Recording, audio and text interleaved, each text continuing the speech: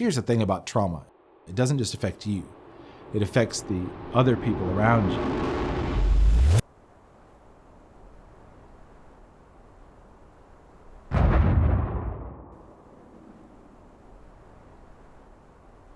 The child who gives you the most trouble is the one that's hurting the most. But let's face it, we're all broken. We all deal with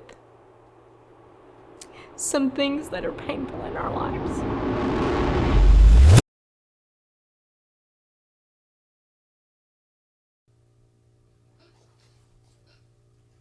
The Lord gives you strength when He calls you to do something. He equips the people that He calls.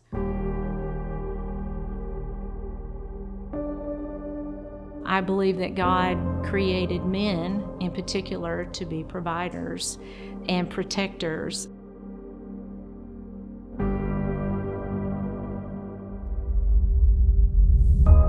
One of the hardest realizations I've ever come to is that our home wasn't giving him what he needed. The anger issues were becoming violent. His siblings were afraid to be around him. He was born in an area that was being torn apart. It was a war zone. If you can imagine a toddler wandering around in a city of 10 million people not being able to find his people. We weren't equipped for the hardness of adoption. But what I couldn't get over is, well, what happens if somebody doesn't step up? You know, there's a path for us. And somebody's gonna say something, something's gonna trigger something, and they're gonna go, yeah. Because at the end of the day, it comes down to the love. I care about you because of who you are. The Lord gives you strength when He calls you to do something. He equips the people that He calls. God's called me to love this child. God's called me to be a dad. I'm doing the best I possibly can, and it's still not enough.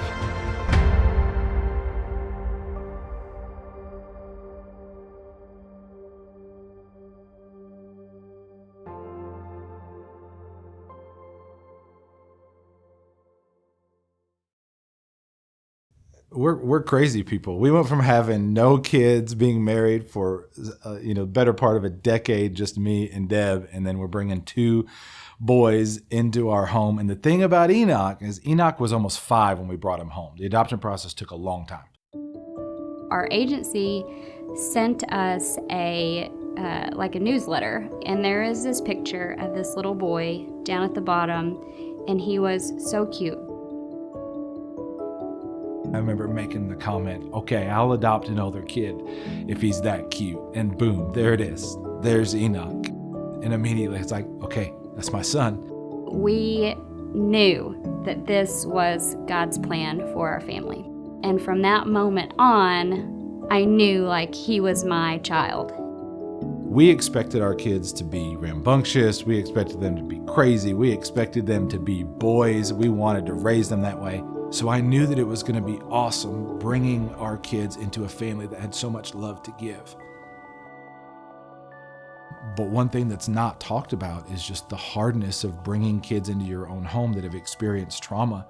And parents need training, and parents need shoulders to cry on, because you feel like a failure when you don't know how to give your child what they need because they've been through so much trauma. By the time, you're 3 and 4, you can say mommy and daddy, and you know who your parents are, and then all of a sudden your entire world is upside down and you don't know where you belong. You don't know where you're supposed to be, and all these strangers are trying to take care of you. Literally all we know is that he was found as a toddler by a woman who bakes bread, and they tried to reunify him with his biological family, and they couldn't find anywhere. And so if you can imagine a toddler wandering around in a city of 10 million people not being able to find his people.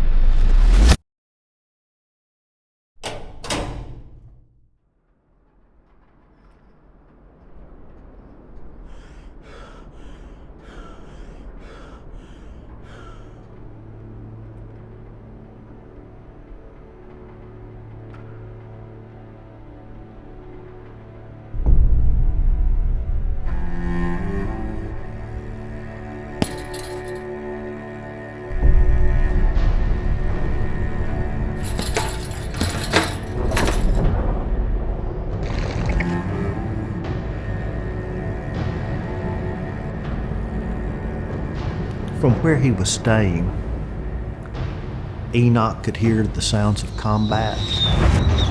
It was a war zone. He knew that terrible things were happening. He didn't know if he was safe.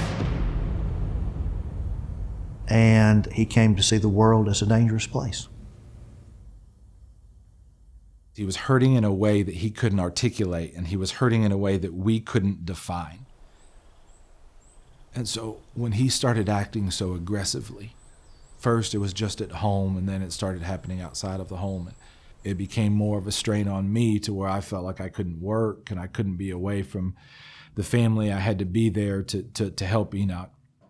Those reactions that he would have to things, some of the things that would make him upset or angry were just too big for him, but then also too big for me as a mother to handle. So it became pretty clear to me that for whatever reason that our home wasn't giving him what he needed. And that was one of the hardest realizations I've ever come to, is that God's called me to love this child. God's called me to be a dad. I'm doing the best I possibly can. I'm making sacrifices all over to make sure my kids have what they need, and it's still not enough.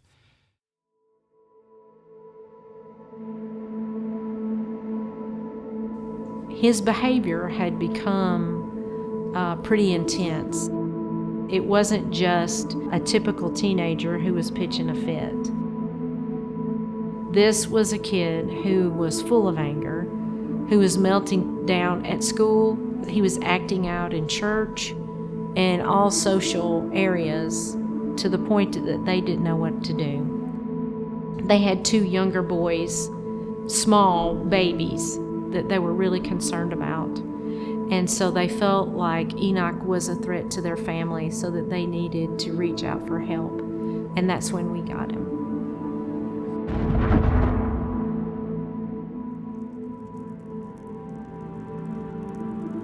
Probably the hardest field there is to work with in mental health is treating children with attachment trauma. Their behaviors are so extreme, and what works with other children doesn't work with these children. He destroyed all of the family pictures he had in his bedroom that he had brought with him originally with his mom and dad and his brothers. And I could not understand why in the world he would do that.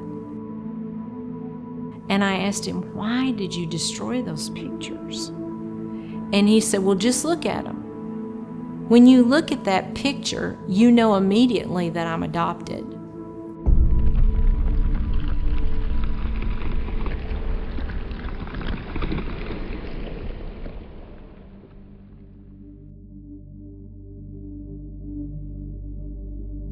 It's tough. It's often tough. You don't know exactly what they're coming out of. You don't know what they've been through. You don't know the things that have set up in their brain that nothing's ever going to change. I'm always going to be lesser than. Somebody left me. Somebody rejected me. Will these people leave me?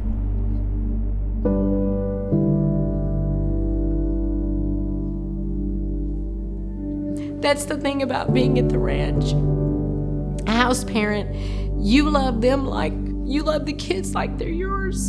And when they hurt, you hurt.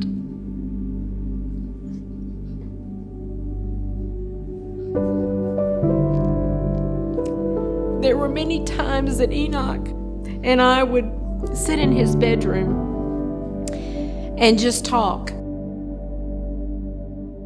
I shared a lot of personal things that had happened to me. I lost my mother when I was 14. Went through a divorce. Went to college as a grandmother. But this I know. The Lord gives you strength when He calls you to do something.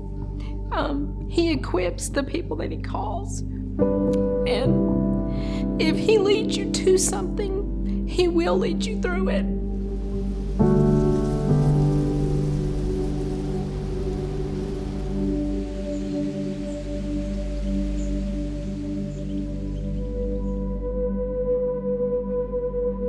Somebody's going to say something, something's going to trigger something, and they're going to go, yeah.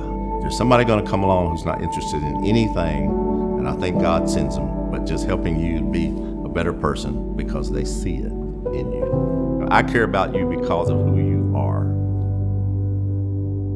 The house parents stuck with Enoch.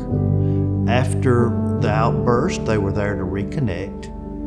You're lovable. We can look past your behaviors. And the house parents kept sending him that message day in and day out. And Enoch came to see that he can trust people to care about him, and he can form connections with people. And sometimes it's short and sometimes it's long. And sometimes it's a progress, it's a work in progress for years. And Enoch began to transform right in front of us. There was a time when one of the other boys got sent to his room for behavior. Of course, he was talking to us, and I was like, okay, now you're in your room because you're being punished. And I said, better yet, I said, Enoch, would you tell him how many times you've had to go to your bedroom for misbehavior? And he looked at one of the boys. He said, dude, I've been in there a lot. At that moment, my heart as a house parent was overjoyed, because that's what you want to see. You want to see that the boys make a connection with everything that you're trying to teach them. And not only did he make the connection, but he was empathetic with the other boy. Children are our future. You know, there's a lot of children out there who need somebody. And so here at Mustard Seed, the thing that we do is we grab onto you. I think everybody here has been sent by God to work here. The family environment there is unbelievable. They do such a good job of loving on the kids and treating them like family. And so when we began to see progress, it was slow and it was in spots. There's tons of ups and downs. When we began to see progress, it really made us think that, okay, number one, we made the right decision. Number two, this is really good for our son. All of a child's problems will not be solved when they leave residential care. You've got to do healing work with the family, or the child comes back. It's not just about bringing in a young person and helping them to move forward in life in a positive vein, but helping the entire family. We are working on training the parents to actually continue the therapeutic process once the child is home. So Enoch is back home now. Praise the Lord. So we've gone through this reunification process. On the worst day where if Enoch goes through another transition where he's not able to regulate himself, they're going to be able to be there for us. And Enoch is doing amazingly well. He's gone through a ton of transition and he's doing great. And he has worked so hard. And so I'm just so, the only thing I can think of is just how proud I am of him. Having Mustard Seed there, kind of holding our arms up, loving on us, loving on our son, was huge. Knowing that all those people are there supporting us and loving us is such an encouragement to us, knowing that they are there for anything that we might need.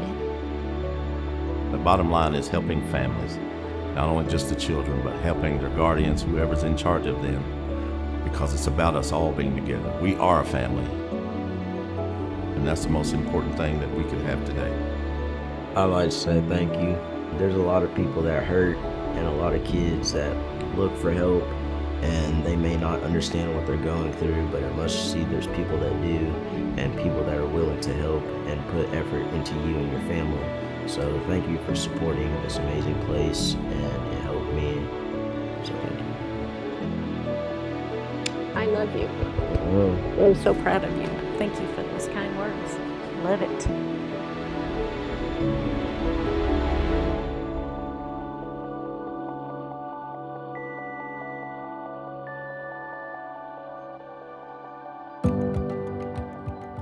At Mustard Seed, the program is truly designed to help the children. I see the changes in Mustard Seed kids.